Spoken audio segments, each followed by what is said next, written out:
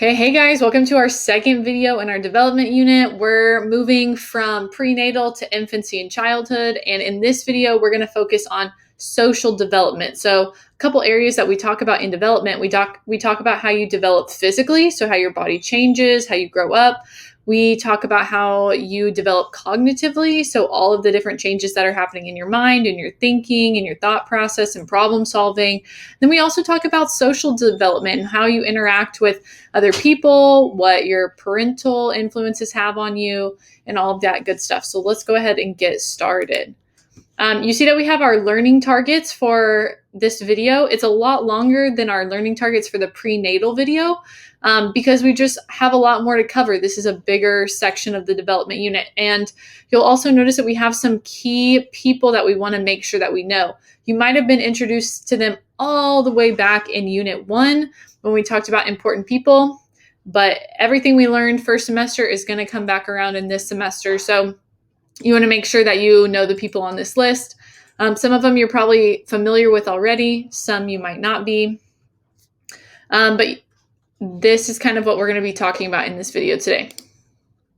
So the first thing I want to start with is stranger anxiety. Okay, so you see this in kids, kind of ages 1 to 2. It develops around 8 months and it continues through at least that first year of life. So this is the fear of strangers, and this is where infants are starting to form schemas of familiar faces. So infants, are able to recognize, their parents' faces, any faces that are around them often. And so when they see a new face, they're not capable of assimilating that new face into the schema that they've already created for what a face should look like. So this is why, if you have a new baby and maybe, they're 8, 9 months old, and then you take that baby to go see grandma who doesn't get to see the baby very often, you pass the baby over to grandma and it starts crying because they can't assimilate this new face in what they think, what they're already familiar with when it comes to facial recognition. Okay, one thing I do want to point out, this is not the same thing as stranger danger, right? You've probably heard that term. You teach kids, not to just go with anyone that they know, right? This is completely different. Stranger anxiety is not something that's taught. It's something that happens, like I said, around that 8-month period and continues at least through that first year. But this is different than stranger danger. So make sure you don't confuse the two. Okay, so let's move on to attachment. Any of the videos that you see in this video that are already on the PowerPoint slide, we're going to watch these in class so I can pause and I can talk you through what's happening. So that's why when you're watching this video, I'm not also playing another video inside the video, right? So origins of attachment. What am I talking about when I say attachment? This is a positive emotional bond that develops between a child and a particular individual, right? So we really see attachment when we're talking about who is raising the children, right? You have this positive emotional bond between the child and the mom, the dad, whoever is closest to the child. And there's different forms of attachment. There's good forms of attachment, and then there's forms of attachment that cause issues for that child later on in life. No, we're not watching that. Okay. So how did we even kind of get on to the idea of attachment, right? So Harry Harlow, this is one of the people that you're going to have to know. He wanted to do an experiment with attachment, and he used monkeys. Okay, so he took an infant monkey away from the biological mother at birth. Okay, and then they took the monkey and then they put the monkey in this little area, and inside the area there were 2 different options of a mother monkey. And you can see in the picture, these are like little things that were created. It's not an actual mother monkey, right? But it's created for the experiment. So basically one of them is a wired mother, right? You see it's just a bunch of wires. It kind of has a face. There's nothing else to it. But then you see the other monkey mother, right? And this one has like a They created a face that kind of looks like a monkey. There's like blankets and soft fabric on it and stuff like that. And they wanted to see which mother the monkey would be drawn to. Okay, the wire one is the one that had milk, right? So that was the one that actually provided food for the monkey, but the cloth one had no food, but it provided the comfort for the monkey, right? And so before this experiment, Harry Harlow predicted that the monkey was going to go towards the mother, the wire mother, because it had a food source and was going to avoid the mother that was created out of cloth. The funny thing is, though, that's not what happened. The monkey would go to the wire mother to get food, but then it would return to the cloth mother, and that's where it spent most of the time because that's where it felt comforted.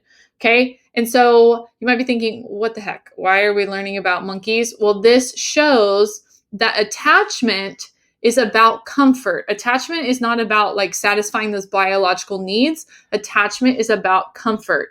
And so what they're going to go do from there is they're going to compare this to different parenting styles and see how that attachment is formed between child and parent. Again, we'll watch the video in class.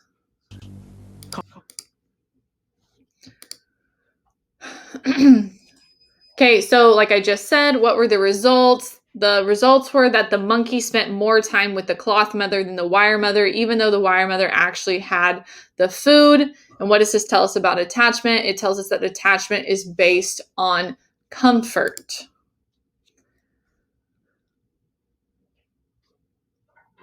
Okay, so this idea then was transferred to humans, like I've been saying, that human attachment grows through the responsiveness of the infant's caregiver to the signal the baby provides. Like, okay, so if the baby is crying, what is the responsiveness of the caregiver to that baby? If the baby is smiling, what is the responsiveness of that caregiver to the baby? If the baby is reaching, same thing, right?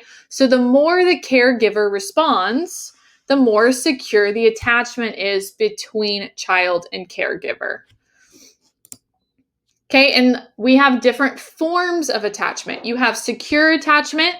This is where the caregiver is relaxed, it is attentive, and it becomes the backbone of the secure attachment. And so we'll watch a video clip of this in class, but this would be the idea that the child trusts the caregiver. The caregiver is very responsive to whatever the child is showing, whether it's, whether the child is crying, happy, whatever.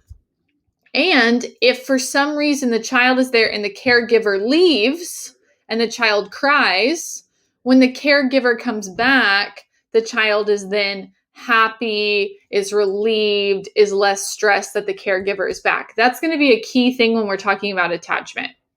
Now, that's, everything is good, right? But we know that not all attachment goes that way. So we have another form. This is insecure attachment. So Harlow's studies showed that monkeys experienced great anxiety when their terry cloth mother was removed. Yes, so that's another thing. In that experiment, he then took away the mother that was made of cloth, and that monkey experienced great anxiety because that comfort was gone, right? And so in this case, a lot of times if we're relating this to child and caregiver, if the caregiver leaves and the child is very stressed, then the caregiver comes back, the child still feels stressed. Okay, so that shows you that there's insecure attachment there. Okay, we really look at the child's response to when the caregiver leaves and comes back to determine if it's secure or insecure. Ooh, yes, this video, this is the one that we're going to watch in class, right? And so insert another person that you need to know, Mary Ainsworth. She created a whole thing where she wanted to see what happened when the mother left and when the mother came back, right? And so this was called the strange situation. It was to test the measure level of attachment in which the child and mother entered a familiar room, right? So we brought mom and child into a room that they're not familiar with. There were, toys, there was stuff for the baby to play with, but it's not like this was not done in their living room, okay? The mother lets the child explore while she sits down. Okay, and then that's, one phase of it. Then an adult stranger enters the room, and then the mother leaves. And then they really watch to see how the child reacts. Then the mother returns after a short while with the stranger leaving. Okay, so there's multiple steps to that. And when we watch this video in class, I'm going to talk through it a little bit more. But the focus of this was to see, one, it lets you know about stranger anxiety, right? Because you'll see the baby is like crying and stressed because there's another person in there that they're not familiar with. And then it also gave us insight on attachment. How does that baby react when the mom comes back? Okay, so let's look at her findings. It's cool to do experiments, but we gotta, what was the result of it? So we found that securely attached children use mom as a home base, right? Like mom was home base, it was comfort, exploring their room, yet returning occasionally to her. Okay, so when they're both in the room, when mom and child is in the room, they said that the mom was like supposed to sit in the chair while the child played. Well, in securely attached children, they would occasionally check back in with mom to see if mom was there or crawl back over to mom, and then they would start playing with their toys again. Okay, when she leaves, so when mom leaves, the child shows distress. And then when mom comes back, the child goes to the mom. Okay, that's 60% of children that fall into the securely attached category. Now, we already talked about insecurely, and then there's two little subcategories within that. So, however, when this was done with kids who were insecurely attached, the child reacted in a few different ways when mom left and came back. Okay? Sometimes you saw an avoidant behavior. The child did not cry when mom left and avoided her when she came back. Okay? Or there's ambivalent response. They displayed anxiety when mom was in the room and are upset when mom leaves, but when she returns, they go to her while also still being angry, maybe like hitting or kicking her or something like that. Okay, so it's very interesting to see how children act differently when they're attached differently to their caregiver. Again, we have a video clip that we'll watch in class where you can see an example of these. So just as a reminder, it's not about if the child cries or not when mom leaves, right? It's about how they respond when the mom returns to let us know about attachment.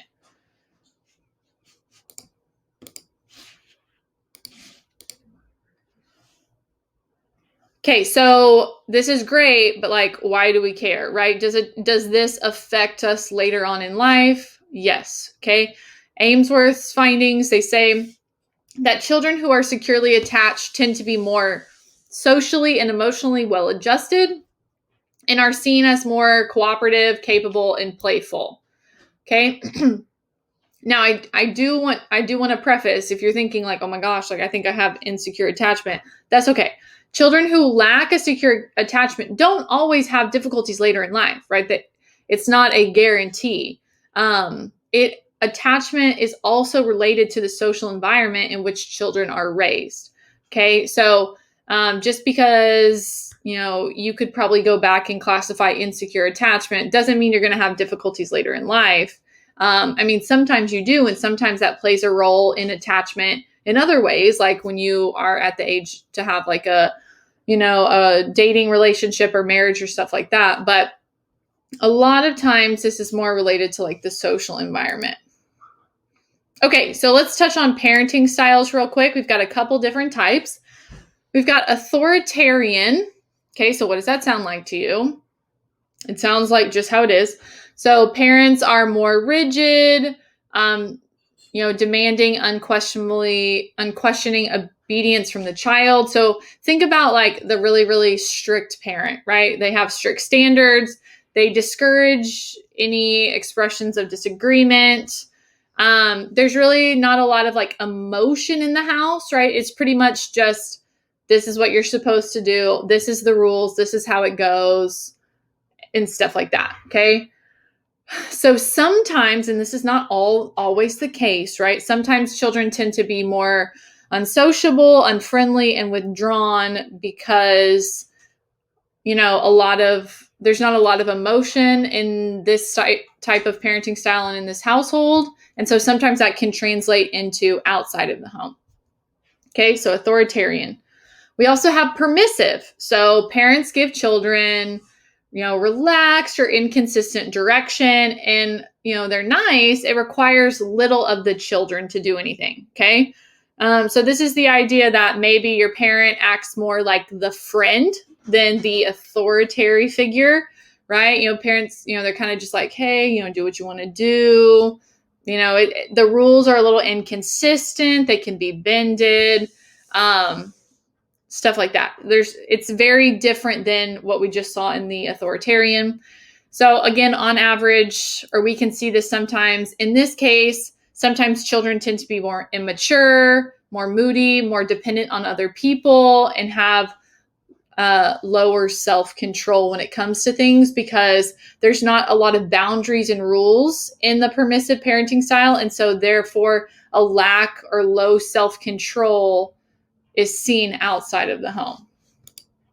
Okay, we've got two more. Authoritative. Okay, so this one's different. These sound similar, but they're very different.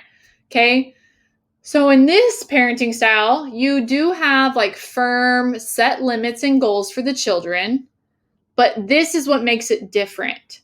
Yet those rules or those limits are explained to the children. Okay, and the children do have some roles in decision-making and setting their own goals. So they encourage children's independence while also creating boundaries and rules in the home. So it's like a little bit of both, right? So think about if, you've got a curfew at 11 p.m., you come home at 11:30, you clearly broke the rule. So the parent tells you, you were supposed to be home by 11, you're home by 11:30. There will be consequences for that action. Okay. But then they also explain, we still love you. Is there anything you want to talk about? Like there's just both. There's the emotion and the rules. Okay. They kind of go hand in hand there. And then, so outside of the home, children tend to be likable, more self-reliant here, more independent, and more cooperative when working with others. And then your last parenting style, you have uninvolved. Okay, so these parents show little interest in children and are usually emotionally detached. Okay, these parents see parenting as nothing more than providing food, clothing, and shelter for children. Now, this is where it gets a little dangerous, though, because sometimes uninvolved turns into neglect. Okay, and if you neglect a child's like basic needs, then that's a form of child abuse. Okay, so we have to be careful with the uninvolved. And here, children tend to feel unloved and emotionally detached from whoever's at home. And sometimes this resonates also outside of the home, being emotionally attached from friends and other situations. Okay, so think about, out of the four that I just explained, like what do you see in your household? And that's something that you get to include in your baby book in that summative project that's due at the end of the unit. Okay, so this is where we're going to stop. All of these things that we talked about are part of your social development, starting in infancy and working your way through childhood. We're also going to talk about cognitive and physical development when it comes to childhood, and then we're going to get into adolescence and then adulthood. So make sure you filled out your notes that go along with this video and stay tuned for the next video.